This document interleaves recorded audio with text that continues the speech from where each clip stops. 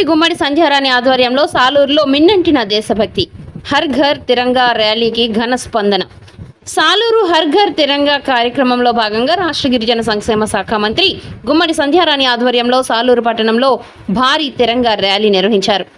RTC complex నుండి బోసు junction వరకు సాగిన ఈ ర్యాలీలో విద్యార్థులు, యువత, మహిళలు, ప్రజాప్రతినిధులు, అధికారులు, కూటమి నాయకులు, కార్యకర్తలు, ప్రజలు పెద్ద సంఖ్యలో పాల్గొన్నారు.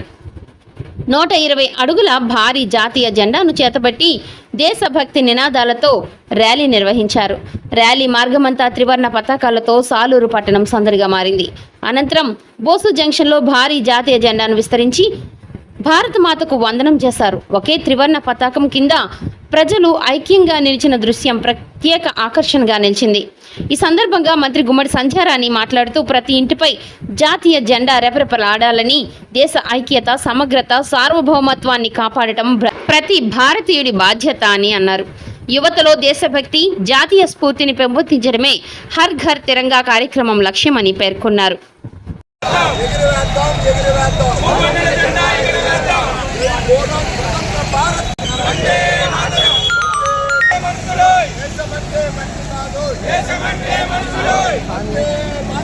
వందే